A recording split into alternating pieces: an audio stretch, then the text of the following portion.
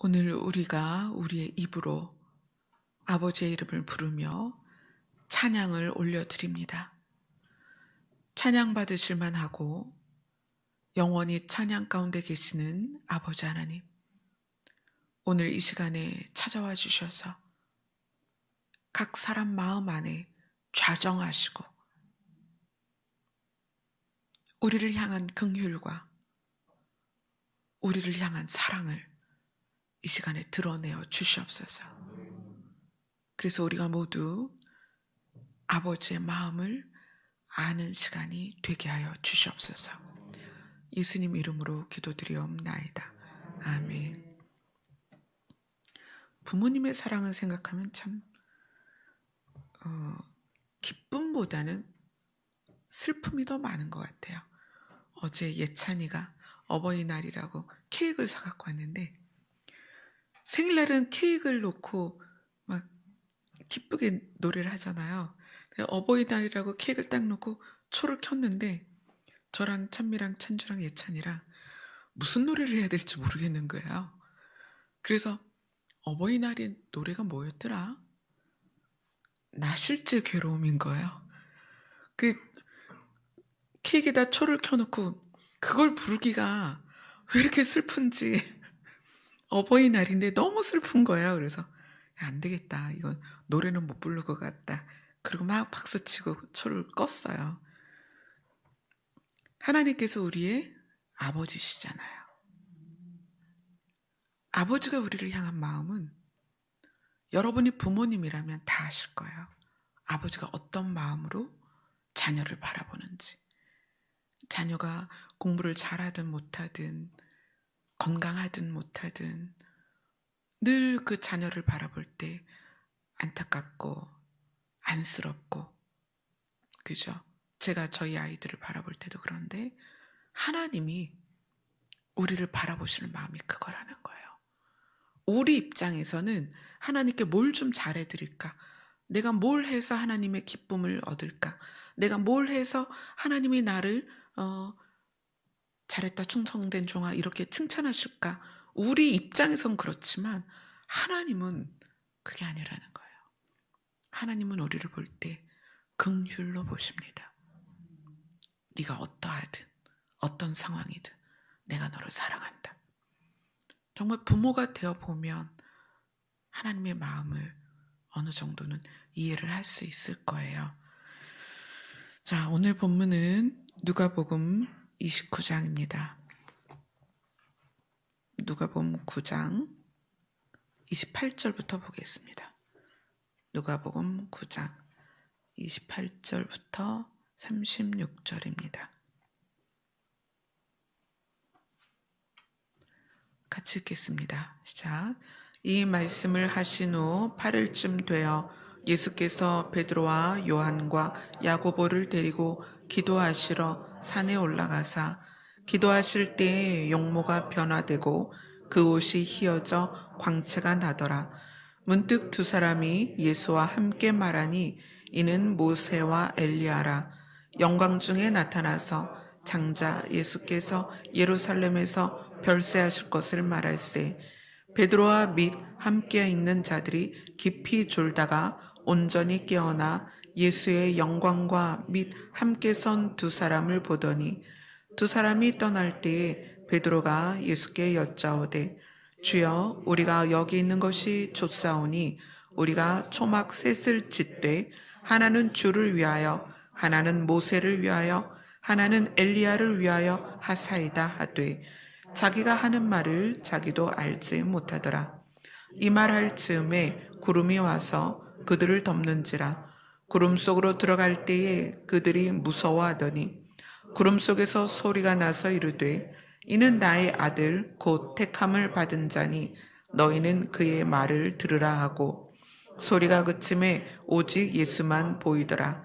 제자들이 잠잠하여 그 본 것을 무엇이든지 그때에는 아무에게도 이르지 아니하니라. 아멘.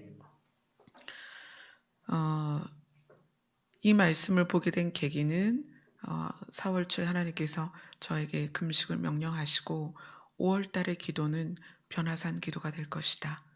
그래서 저는 예수님의 용모가 변한 부분에 우리가 늘 초점을 맞췄기 때문에 그거가 먼저 떠올랐어요. 그런데 그게 아니라 너는 회개를 해라. 너를 위해서, 그 다음에 우리 성도들을 위해서, 그리고 우리가 금요일마다 중보기도를 하고 있죠. 우리가 중보해야 될, 구원받기를 소원하는 그 이름들을 위하여 중보하고 있는데 그들의 죄를 위하여 대신 회개를 해라. 그래서 변화산, 예수님의 이 변화산 사건과 회개가 어떤 의미가 있는가, 우리가 이제 매일매일 매주 말씀을 보면서 알아볼 거예요. 근데 오늘은 이 변화산 상에 두 사람이 등장을 해요. 문득 두 사람이 예수와 함께 말하니 이는 모세와 엘리야라. 이곳에서 예수님이 용모가 변하고 또 그 옷이 휘어져 광채가 났는데 이 제자들이 문득 보니까 두 사람이 서 있는 거예요. 근데 사실 제자들은요, 모세나 엘리야를 본 적이 없어요. 그죠? 모세와 엘리야를 본 적이 없죠. 어쩌면 구전으로, 역사적인 어떤 구전으로 들을 수는 있었겠지만 모세와 엘리야를 본 적이 없어요. 그런데 베드로와 요한과 야고보가 두 사람을 보고 알아봤어요. 하나는 모세고 하나는 엘리야다. 이걸 알아봤습니다. 그럼 이 장소에 왜 모세와 엘리야가 등장했는가? 이것이 변화산의 어떤 의미와 굉장히 깊이 연결이 됐겠죠. 그래서 오늘은 예수님의 별세를 이야기하는데 왜 모세와 엘리야가 등장을 했는가? 그래서 오늘은 예수 그리스도의 별세와 모세에 대해서 보도록 하겠습니다. 예수님의 별세는 예수님이 이 땅에서 죽으심과 그리고 이 세상을 완전히 벗어나는 어떤 그것에 대해서 초점을 맞춘 것인데 왜 하필 모세와 엘리야일까? 믿음의 조상 아브라함도 있고, 그죠? 또 노아도 있잖아요. 심판을 이긴 노아도 있는데 왜 하필 모세와 엘리야일까? 그래서 이제 모세를 오늘 집중적으로 보게 될 것입니다. 출애굽기로 가겠습니다.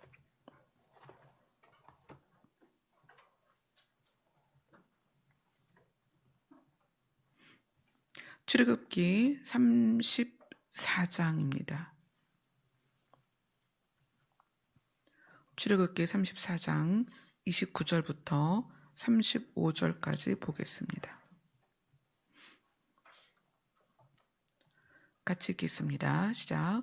모세가 그 증거의 두 판을 모세의 손에 들고 시내 산에서 내려오니 그 산에서 내려올 때에 모세는 자기가 여호와와 말하였으므로 말미암아 얼굴 피부에 광채가 나나 깨닫지 못하였더라.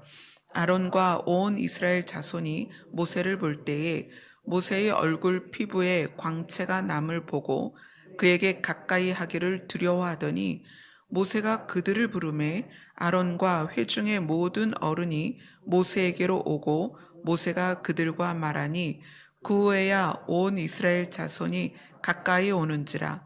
모세가 여호와께서 시내산에서 자기에게 이르신 말씀을 다 그들에게 명령하고 모세가 그들에게 말하기를 마치고 수건으로 자기 얼굴을 가렸더라. 그러나 모세가 여호와 앞에 들어가서 함께 말할 때에는 나오기까지 수건을 벗고 있다가 나와서는 그 명령하신 일을 이스라엘 자손에게 전하며 이스라엘 자손이 모세의 얼굴의 광채를 보므로 모세가 여호와께 말하러 들어가기까지 다시 수건으로 자기 얼굴을 가렸더라. 아멘. 모세가 40일을 금식하고, 모세의 금식은 이제 정말 완벽한 금식이죠. 떡도 먹지 아니하고 물도 마시지 아니하는 상태에서 40일을 지나면서 십계명을 받습니다. 그리고 그 증거의 두 판, 십계명 두 판을 들고 시내산에서 내려오는데 오늘 이 부분에서의 가장 특징적인 것은 모세의 얼굴이 어떻게 됐더라? 빛이 나더라. 얼굴 피부에 광채가 나더라. 본인은 이제 모르고 내려왔어요. 그런데 사람들이 자기를 무서워하는 걸 보고 왜 그러냐 그랬더니 당신 얼굴에 빛이 난다. 그래서 자기가 그걸 의식하고 사람들을 만날 때는 얼굴에 수건을 덮었다. 그 빛이 사람들로 하여금 두려워하니까. 그리고 하나님을 만나러 들어갈 때는 다시 수건을 벗고, 이런 부분을 말하고 있습니다. 모세의 얼굴에 왜 빛이 났을까요? 하나님은 어떤 분이냐면 근원의 빛이에요. 우리가 만든 빛이 아니고 원래부터 존재했던 빛이라는 거예요. 하나님은 빛이십니다. 그 근원의 빛은 어떤 특징을 갖고 있냐면 생명을 만들어내는 특징이 있어요. 하나님께서 근원의 빛으로서 그 다음에 가장 먼저 창조하신 게 빛이 있으라 하셨죠. 이것은 하나님으로부터 출발되어서 세상에 투영된 거예요. 이 빛은 사실 근원의 빛은 아닙니다. 하나님이 창조한 빛이에요. 그러나 하나님은 근원의 빛이다. 이 근원의 빛은 하나님께서 자기 자신을 나는 스스로 있는 자다. 그것처럼 스스로 있는 빛이에요. 그래서 이 빛이 세상에 투영될 때 그 세상에서는 생명이 살아나고 활동하고 자라나고 그 생명이 생명을 이어갈 수 있도록 존재할 수 있도록 생명이 존재할 수 있도록 돕는 것이 이 빛입니다. 근데 이 빛이 어디서부터 출발했느냐? 근원의 빛으로부터 출발됐다는 거예요. 이 근원의 빛이 나중엔 어디에서 우리에게 또 알려주냐면 하나님께서 새하늘과 새 땅을 알려주실 때 새하늘과 새 땅이 시작되는 부분에서 이렇게 말씀하세요. 이제 처음 하늘과 처음 땅은 사라졌고 그리고 해와 달과 별들이 필요가 없다는 거예요. 왜냐하면 이 새하늘과 새 땅의 자체가 하나님이 계시고 예수님이 계신데 그분들이 근원의 빛이기 때문에 어둠이 없는 거예요.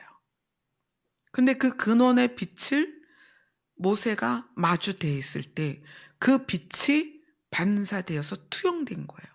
그리고 그 빛이 부분적으로 이 모세의 얼굴에 투영이 됐는데 그 투영된 것을 사람들이 볼 때 뭘 느꼈냐면 두려움을 느꼈다는 거예요. 왜요?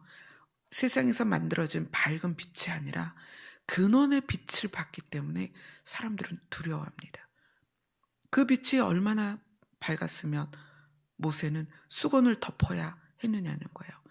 그 근원의 빛을 모세가 얼굴에 비추고 그 피부에 광채가 나더라. 자, 오늘 이 부분은 예수님이 변화산에서 있었던 부분과 비교되어서 마치 예수님의 그림자처럼 모세는 이것을 경험했다는 거예요. 어쩌면 유일하게 이 땅에서 예수님이 아닌 사람으로서는 근원의 빛을 유일하게 경험한 사람이 모세일 것입니다. 그럼 이것 때문에 모세가 변화산에 등장했느냐? 그렇지 않습니다. 모세가 변화산에 등장한 진짜 중요한 이유는 출애굽기 지금 34장을 보고 있죠. 27절을 보겠습니다. 27절을 같이 읽겠습니다. 시작.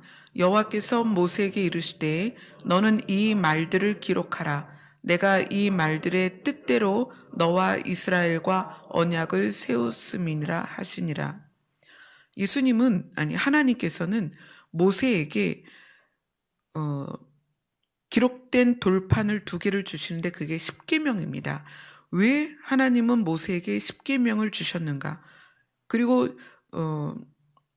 모세는 그걸 가지고 내려와서 어떻게 했냐면 34절을 보겠습니다. 34장 34절입니다. 시작. 그러나 모세가 여호와 앞에 들어가서 함께 말할 때에는 나오기까지 수건을 벗고 있다가 나와서는 그 명령하신 일을 이스라엘 자손에게 전하며. 모세가 하는 일은 돌판을 가지고 와서 그것을 이스라엘 백성에게 가르쳤고, 하나님을 만나서 하나님이 말씀하신 걸 들은 것을 이스라엘 백성에게 가르쳤어요. 모세에게서 이 시내산에서 내려와서의 중요한 부분은 얼굴에 근원의 빛을 비춘 것보다 더 중요한 게 뭐냐면, 하나님이 모세에게 가르친 것을 백성에게 전달하는 역할을 했다는 거예요. 그러면 이 모세가 하나님으로부터 받은 십계명의 의미가 뭐냐는 거예요. 십계명의 의미. 근원의 빛은 살리는 빛입니다. 그럼 십계명의 의미는 뭐냐? 아담이 에덴에서 선악과를 먹으면서 사망이 들어왔어요. 근데 하나님께서 선악과를 먹은 아담에 대해서 뭐라고 말씀하셨냐면, 이 자는, 아담은 선악을 아는 일에 우리와 같이 되었다, 이렇게 얘기하세요. 우리라는 거는 삼위일체 하나님을 말하는 거죠. 성부 하나님, 성자 하나님, 성령 하나님. 선악을 아는 일에 우리처럼 되었다. 그래서 얘가 영생을 하게 하는 생명나무의 열매를 먹고 영생하게 되면 안 되니까 얘를 에덴에서 내보내야 되겠다. 이런 부분이 창세기에 나옵니다. 선악을 알게 하는 것을, 선악을 알게 하는 데에 우리처럼 되었다. 자, 그러면 하나는 뭐가 있냐면, 하나님은 선악을 아시는 분이다. 그럼 아담이 선악을 알게 된 것이 왜 사망이 들어오는 계기가 되었느냐? 하나님은 선악을 알지만 뭘 택하시는 분이다? 선을 택하는 분이다. 그런데 에덴에서의 아담은 선악을 알게 되었는데, 그 선악을 알게 되면서부터 드러난 모습들이 어때요? 하나님을 피하고, 하나님께서 불러서 그 문제를 말씀하셨을 때 하와를 탓하고, 하와는 뱀을 탓하고, 이런 모습들이 나타나요. 그 얘기는 뭐냐면, 선과 악을 알게 되었을 때 사람은 불완전하여서 뭘 택한다? 악을 택한다. 그럼 하나님께서 모세를 통하여 주신 율법은 무슨 의미냐? 이 율법을 통해서 하나는 죄가 무엇인지를 깨닫게 하시는 거예요. 죄가 무엇인지 깨닫고, 그 다음에 이 율법의 또 한 부분은 뭐냐면 사랑이 무엇인지를 알게 하는 거예요. 그래서 너희는 하나님을 사랑하고 이웃을 사랑해라. 그것은 선과 악을 둘 다 알려주시면서 뭐를 택하라는 거예요? 선을 택해라. 하나님은 약속을 통해서 사망에 이른 사람들에게 그 사람을 살릴 수 있는 권한이 있는 분이에요. 하나님은 권한이 있어요. 그러나 이미 약속이 뭐냐면, 선악을 알게 하는 열매를 먹으면 죽으리라 하는 첫 번째 약속이 있기 때문에, 그 약속을 이겨서 다시 살 수 있는 방법을 하나님이 주신 게 뭐냐면, 너희가 이 율법을 지키면 살려주겠다, 그거예요. 너희가 이 율법을 지키면 살려주겠다. 근데 그 율법이 뭐예요? 선과 악을 알게 해서 무엇을 선택해라? 선을 선택해라. 그 선이 무엇이죠? 죄를 짓지 않고 하나님을 사랑하고 이웃을 사랑하는 게 선이다. 그러니까 그 십계명은 선악과의 사망을 이기게 하는 거였어요. 그런데 사람들이 그 계명을 받아서 무엇에 치중한 거예요? 마음에 새긴 것이 아니라 행동만 그것을 따라가고 마음은 여전히 악했다는 거예요. 이 모세가 가지고 온 이 십계명은 이스라엘 백성들에게는 굉장히 중요한 거였습니다. 하나님이 이것을 근거로 그들을 살리기를 원하셨던 거예요.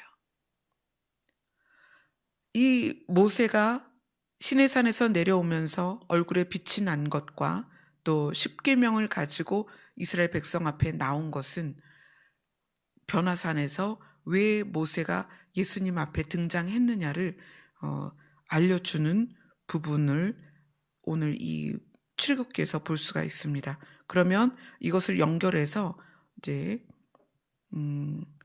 예수님에 대한 모습을 보도록 하겠습니다. 누가복음으로 갑니다. 오늘 본문으로 갑니다.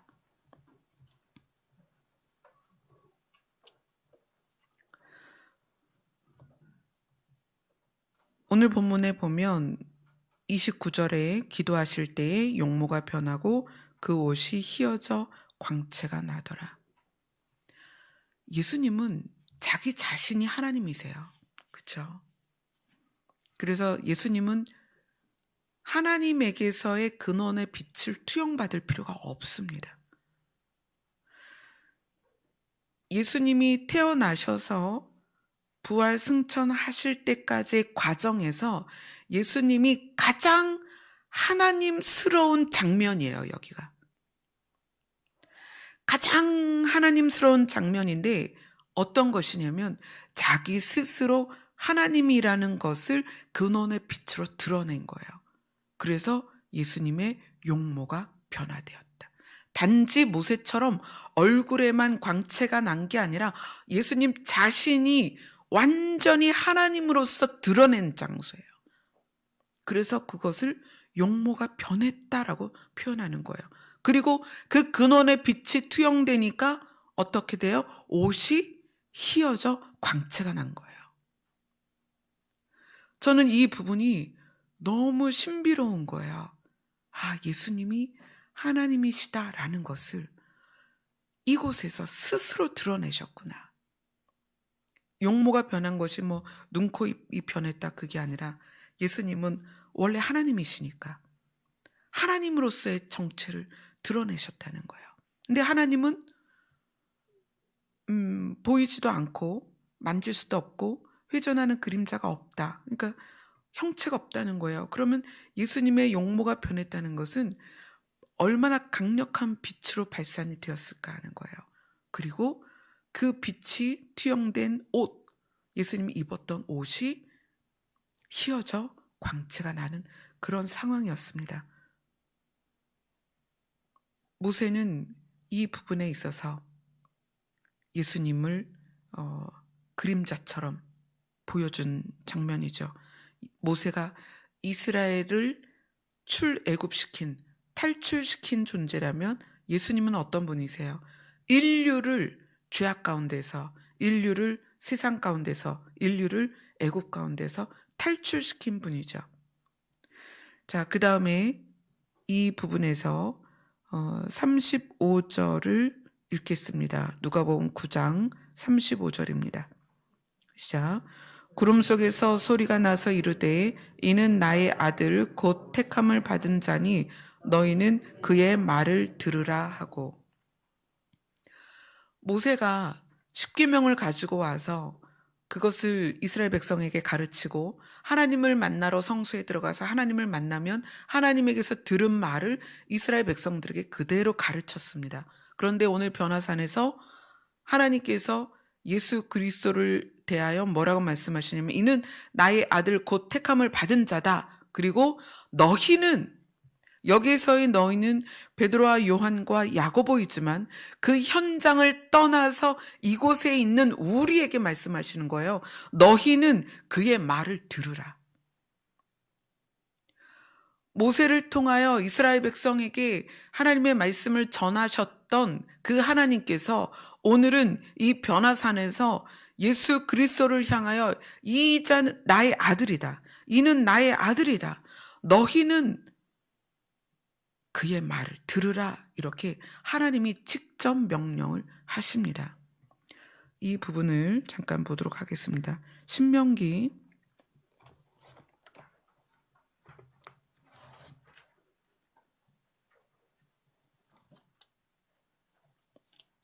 18장입니다.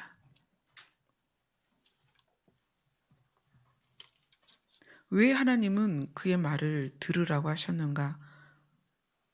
신명기 18장 15절부터 22절까지입니다. 같이 읽겠습니다. 시작. 내 하나님 여호와께서 너희 가운데 내 형제 중에서 너를 위하여 나와 같은 선지자 하나를 일으키시리니 너희는 그의 말을 들을지니라. 이것이 곧 내가 총회의 날에 호렙산에서 내 하나님 여호와께 구한 것이라.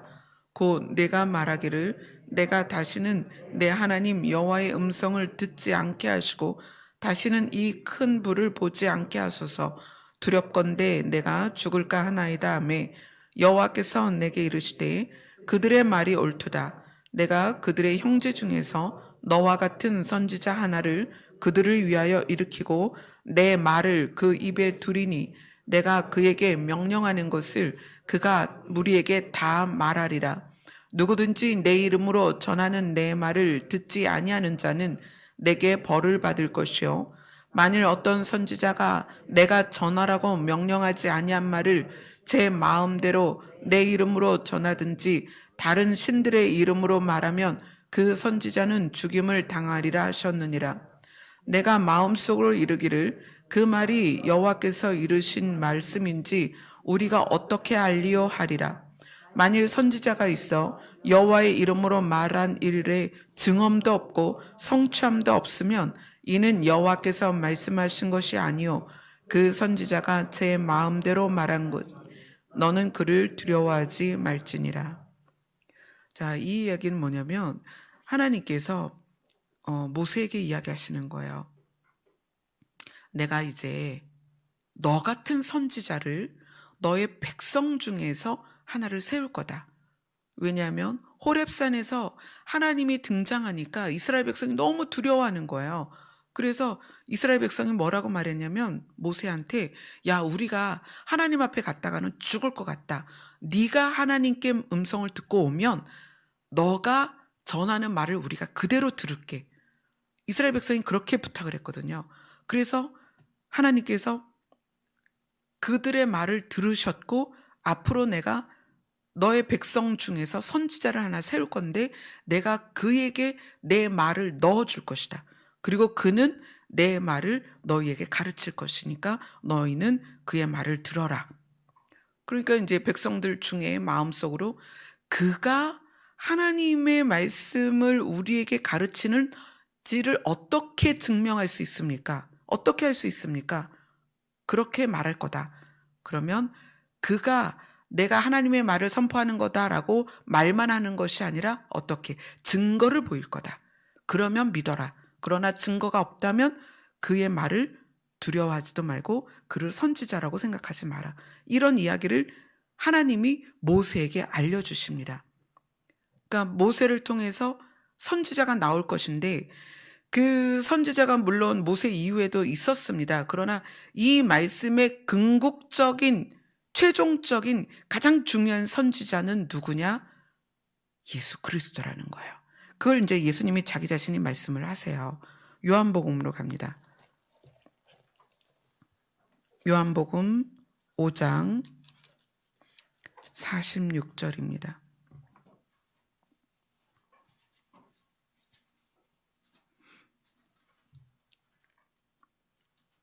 요한복음 5장 46절입니다.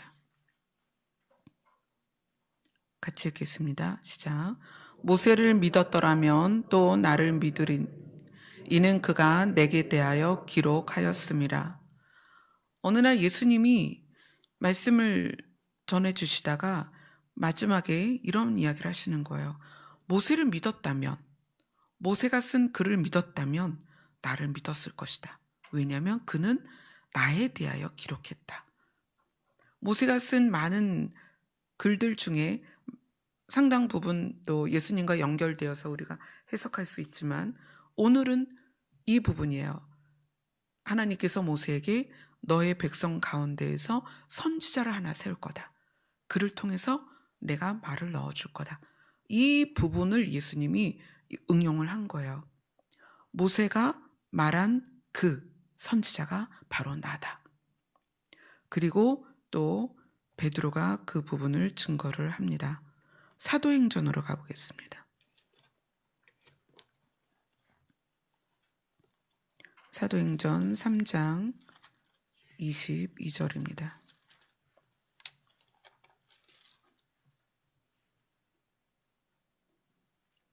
사도행전 3장 22절부터 26절까지입니다.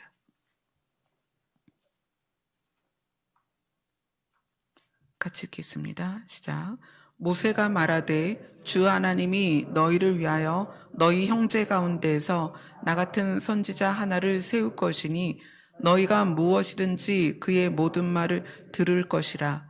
누구든지 그 선지자의 말을 듣지 아니하는 자는 백성 중에서 멸망받으리라 하였고, 또한 사무엘 때부터 이어 말한 모든 선지자도 이때를 가리켜 말하였느니라. 너희는 선지자들의 자손이요 또 하나님이 너희 조상과 더불어 세우신 언약의 자손이라. 아브라함에게 이르시기를 땅 위의 모든 족속이 너희 씨로 말미암아 복을 받으리라 하셨으니, 하나님이 이 종을 세워 복 주시려고 너희에게 먼저 보내사 너희로 하여금 돌이켜 각각 그 악함을 버리게 하셨느니라. 베드로가 이 설교를 할 때에는 성전 앞에서 못 걷게 된, 나면서부터 못 걷게 된 안진뱅이를 고쳐주고 나서 이제 설교를 하면서 설교의 마무리 부분에 이 이야기를 합니다. 시편에 우리가 아까 읽은 신명기에 나와 있는 모세가 말한 부분을 베드로가 인용을 해요. 하나님이 모세에게 말씀하셨는데 선지자를 세울 거라고 했다. 그리고 그 선지자에게 하나님의 말씀을 넣어줄 거라고 했다. 근데 그 선지자가 바로 예수 그리스도다. 그리고 그분이 말씀하시고자 하는, 하나님이 그분을 통해서 우리에게 말씀하시고자 하는 것이 무엇이냐? 악함을 버리라고 하셨다는 거예요. 악함을 버리라. 하나님께서 모세를 통하여서 십계명을 주셨을 때에도 그거예요. 너희는 악함을 버려라. 근데 악함을 버릴 수 있는 부분들을, 죄를 알려주시고 죄의 결과는 반드시 대가를 치른다. 죄의 결과는 사망이다. 그러니까 너희는 그 죄를 선택하지 마라. 그리고 선을 선택함에 있어서 그 행동에서 나올 수 있는, 선이 나올 수 있는 근거가 뭐냐면 사랑이다. 그래서 너희는 하나님을 사랑하고 이웃을 사랑해야 된다. 이것이 십계명입니다. 그리고 그 십계명을 통하여 만약에 그들이 정말 구원받을 수 있는 길에 이르렀다면 아마 십계명은 지금까지 유효했을 거예요. 그러나 사람들이 십계명을 마음에 새기는 것이 아니라 몸으로 행하는 것만, 겉으로만, 그것이 회칠한 무덤인 거죠. 그렇게 외식하는 모습으로 이스라엘이 살았기 때문에 하나님께서 거기에서 십계명을 멈추고 새로운 계명을 주신 거예요. 누구를 통해서? 예수 그리스도를 통해서. 그리고 하나님께서는 그 예수님을 누가복음에서 이렇게 말씀하시는 거예요. 구름 속에서 소리가 나서 이르되 이는 나의 아들 곧 택함을 받은 자니 너희는 그의 말을 들으라. 모세에게 하나님의 말씀을 가르쳐서 이스라엘 백성에게 전달한 것처럼 오늘은 하나님께서 이스라엘 백성들에게 또 지금 우리들에게 무엇을 말씀하시냐면 너희는 그의 말을 들으라. 누구의 말을? 예수 그리스도의 말을 들으라. 그러면 어떻게 하겠다? 살려주겠다. 그러면 살려주겠다. 이 들으라는 말씀이, 이 들으라는 단어가 어디에 많이 나오냐면 계시록에 많이 나와요. 왜 계시록에 들으라는 말이 많이 나올까요? 살리기 위해서요. 우리를 살려주기 위해서. 요한계시록에 이 들으라는 말씀이 무려 43번이 나옵니다. 요한계시록을 한번 가볼게요.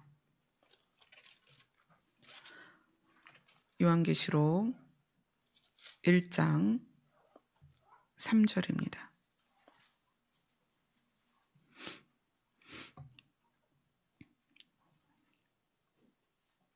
요한계시록 1장 3절 같이 읽겠습니다. 시작. 이 예언의 말씀을 읽는 자와 듣는 자와 그 가운데 기록한 것을 지키는 자는 복이 있나니 때가 가까움이니라. 하나님께서는 구름 가운데에서, 그 변화산에서 구름 가운데 베드로, 요한, 누구죠? 야고보. 정신이 오락가락해요. 이 세 사람이 구름 가운데 들어가면서 굉장히 두려워했어요. 근데 하나님께서 너희는 내 아들의 말을 들어라. 내가 살려줄 거다라는 그 생명이 담긴 호소를 하는 거예요. 너희는 마치 호렙산에서 하나님이 구름 가운데, 천둥 가운데, 벼락 가운데 나타나셨을 때 이스라엘 백성이 두려워서 숨어서 모세를 내세웠었던 그런 상황처럼 이 구름 가운데 들어간 이 세 사람이 두려워하니까 걱정하지 마라. 내가 너희를 살려줄 거야. 호렙에서 만난 이스라엘 백성을 살리기 위해서 내가 율법을 그들에게 준 것처럼 내가 너희를 살려주려고 내 아들을 보낸 거야. 그러니까 제발. 이건 정말 부모가 자녀를 향한 안타까움이에요. 요즘 이제 가끔 이제 찬미한테 제가 많이 하는 말이 있어요. 제발 좀 먹어. 요즘 찬미가 잘 안 먹어요. 이제 많이 안 먹고 그래서 제가 먹으라고 하는 이유는 뭐겠어요. 먹어야 건강해지고 생명을 유지하는 수단이 우리는 먹는 거니까 먹으라고 하잖아요. 그건 살리기 위함이거든요. 근데 하나님께서 그 구름 가운데서 말씀하시는 거예요. 제발 나는 너희를 두려움 가운데 있게 하려고 지금 나타난 게 아니야. 나는 너희를 살리려고 온 거야. 그런데 그 방법이 있어. 뭐다? 제발 내 아들의 말을 좀 들어라. 엄위한 음성이고 두려운 음성이고 큰 음성이지만 그 음성 안에는 뭐가 있냐면 사랑이 있다는 거예요. 그 사랑이 그들을 향하여 긍휼히 여기는 마음으로 제발 내 아들의 말을 들어라. 그리고 요한계시록으로 가서 요한을 만나신 예수님이 요한에게 비밀을 들려주시는 거예요.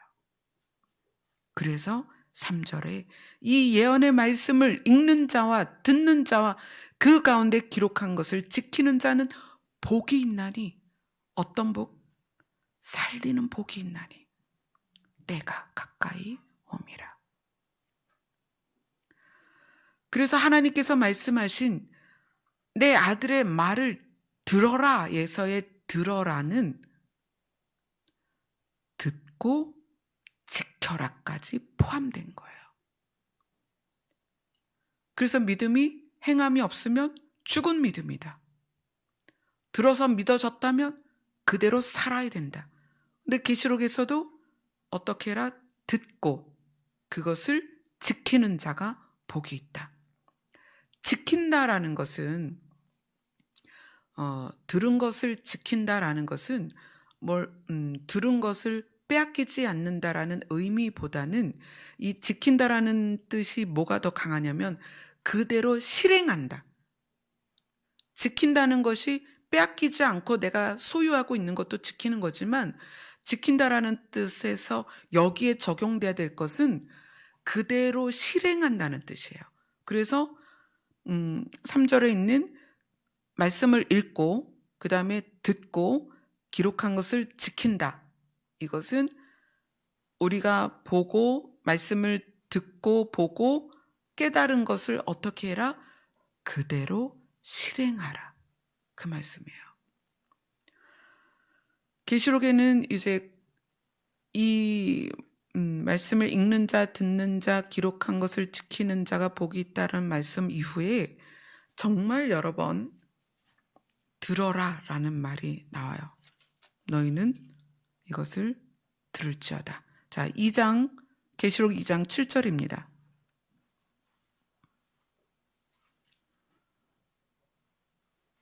같이 읽겠습니다. 시작. 귀 있는 자는 성령이 교회들에게 하시는 말씀을 들을지어다. 이기는 그에게는 내가 하나님의 낙원에 있는 생명나무의 열매를 주어 먹게 하리라. 말씀을 들을지어다. 듣고 그것을 실행하는 자는, 귀로 듣고 마음으로 듣고 그것을 그대로 실행하는 자는 어떻게 하겠다? 하나님의 낙원에 있는 생명나무의 열매를 주어 먹게 하리라. 살려주겠다는 거예요. 11절로 갑니다. 요한계시록 2장 11절입니다. 같이 읽습니다. 시작. 귀 있는 자는 성령이 교회들에게 하시는 말씀을 들을지어다. 이기는 자는 둘째 사망의 해를 받지 아니하리라. 말씀을 듣고 그대로 실행하는 자는 둘째 사망의 해를 받지 아니하리라. 그런데 듣고 그대로 실행하는 거에 대해서 여기에선 이기는 자 이렇게 표현을 해요. 왜 이기는 자로 표현할까요? 듣고 그것을 그대로 실행하는 것이 무엇을 이겨야 되냐면 내 육을 이겨야 된다는 거예요. 말씀을 마음에 새기고, 이스라엘 백성은 어디다 새겼어요? 육에 새겼단 말이에요. 육에 새겼는데 마음이 변하지 않으니까 그 사람은 근본적으로 변화가 안 된 거예요. 그러니까 하나님께서는 이제 말씀을 마음에 새겨라. 마음에 새겨서 어떻게 해라? 육을 이겨라. 마음에 생겨서 너의 지식을 이겨라. 마음에 생겨서 너의 고집을 이겨라. 마음에 새겨서 너의 습관을 이겨라. 마음에 새겨서 세상에서 훈련된 것을 이겨라. 그거예요. 그것이 무엇이다? 들은 말씀을 그대로 실행하는 것이다. 그것이 이기는 것이다. 이기는 자는 둘째 사망의 해를 받지 않을 것이다. 계시록 2장 17절입니다. 같이 읽겠습니다. 시작. 귀 있는 자는 성령이 교회들에게 하시는 말씀을 들을지어다. 이기는 그에게는 내가 감추었던 만나를 주고 또 흰 돌을 줄 터인데 그 돌 위에 새 이름을 기록한 것이 있나니 받는 자밖에는 그 이름을 알 사람이 없느니라.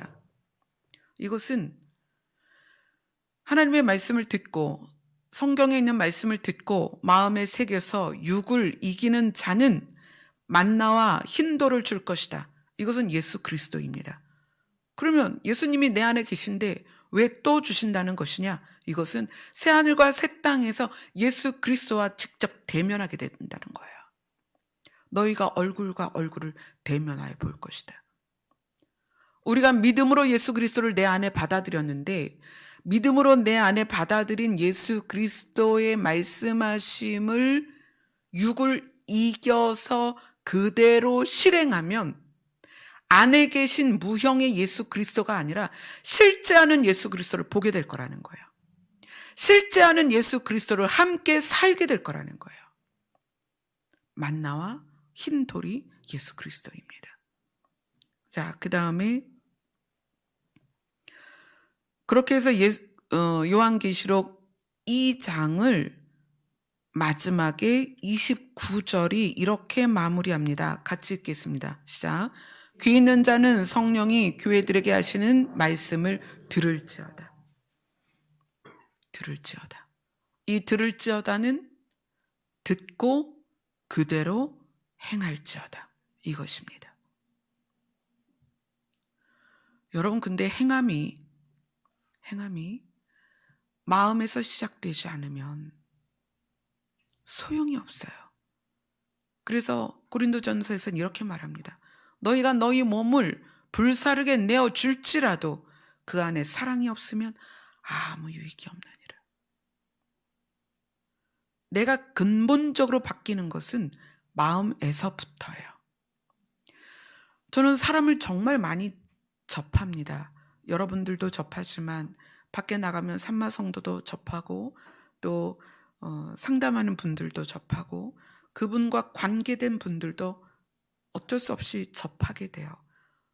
또 제가 자라오면서 접한 분들도 많습니다. 그렇죠. 제가 반백년을 넘게 살았는데 얼마나 많은 사람들을 만났겠어요. 사람들을 만나면 기본적으로는 다 거의 친절해요. 이렇게 처음 대면했는데 막 짜증내고 화내고 그런 사람 거의 없어요. 거의 다 친절합니다. 상냥하고 예의가 있고 친절하고 젠틀해요. 그런데 그 예의가 있고 상냥하고 친절하고 너그러운 것 같고 부드러운 모습이 어떤 사건을 통해서 전혀 다른, 정말 180도 다른 모습이 드러날 때가 있어요. 그럴 때 그 사람은 이렇게 말합니다. 이 일 때문에, 또는 너 때문에, 또는 네 말 때문에 내가 이렇게 변했다라고 이야기를 해요. 이렇게 행동했다, 이렇게 얘기해요. 그런데 사실은 그게 아니라 그 모습도 진짜 내 모습이라는 거예요. 오늘 계시록에서 말씀하신 것처럼 귀 있는 자는 성령이 교회들에게 하시는 말씀을 들어라. 이기는 자는 생명나무의 열매를 먹게 될 것이다. 여기에서 이기는, 말씀이 내 안에 들어와서, 예수 그리스도가 내 안에 들어와서 내 안에서부터 그 말씀이 겉으로 육으로 실행되는 사람은 사람에게 보여지는 모습과 상황과 사건에 의하여 드러나는 모습의 간극이 작습니다. 점점 작아져요. 진짜 이기는 자는 마음으로 예수 그리스도의 성품을 닮아서 그것이 점차적으로 내 육을 이깁니다. 그래서 어떤 상황에서도 온유하고 겸손하고 부드럽게 변해갑니다. 여러분들이 각자의 삶 속에서 나의 좋은, 사람들에게 웃으며 선하게 대하는 그 모습과 어떤 상황에서 소리 지르고 악한 말을 쏟아내는, 폭력하는 그런 모습의 이 간극이 크다면 이 말씀을 듣고 있는 게 아닙니다. 바뀌셔야 돼요. 정말 바뀌셔야 돼요. 네가 나에게 대하는 태도, 네가 나에게 하는 말, 또는 이 상황 때문에 내가 화를 내는 거다, 이렇게 자기를 정당화시키시면 안 됩니다. 물론 그럴 수 있어요. 어떤 일이 극도로 화를 나게 할 수 있고 극도로 분노하게 할 수 있습니다.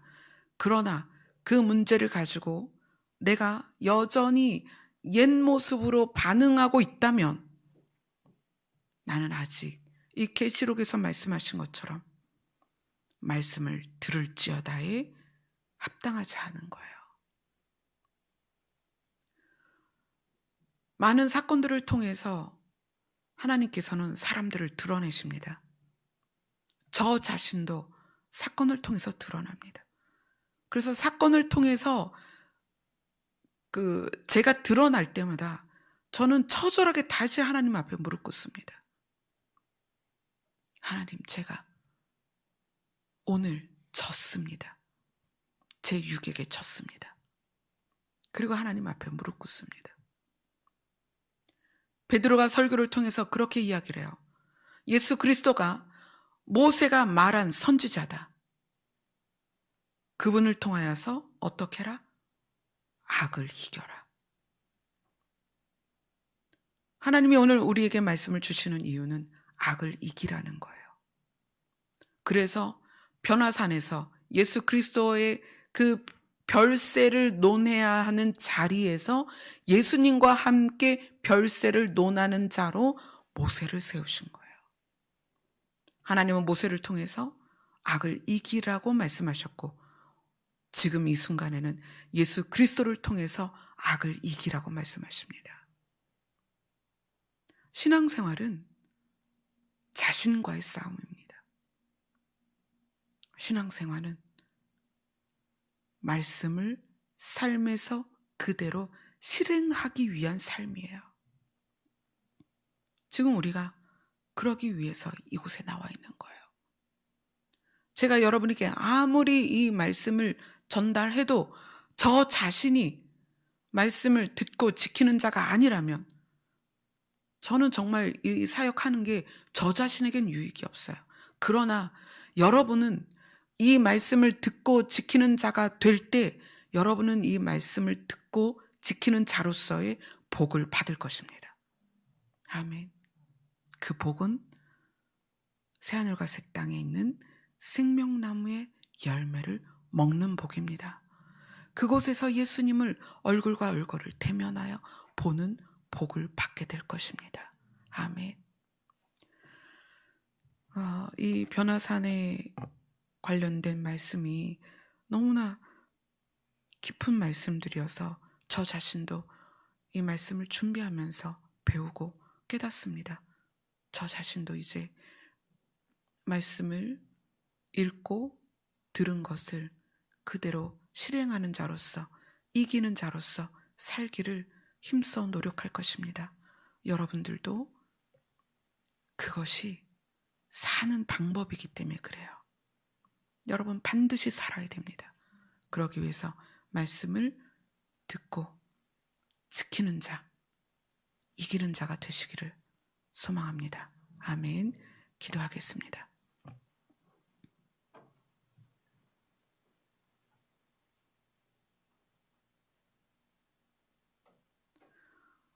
우리는 불완전하기 때문에 선과 악을 분별하되 악을 선택하기를 좋아합니다. 말씀은 우리에게 악을 이기고 선을 선택하기를 요구하십니다. 우리가 들은 말씀대로 이기는 자가 되게 하시고 들은 말씀을 그대로 삶에서 실행하는 자들이 되게 하여 주시옵소서. 예수님 이름으로 기도드리옵나이다. 아멘.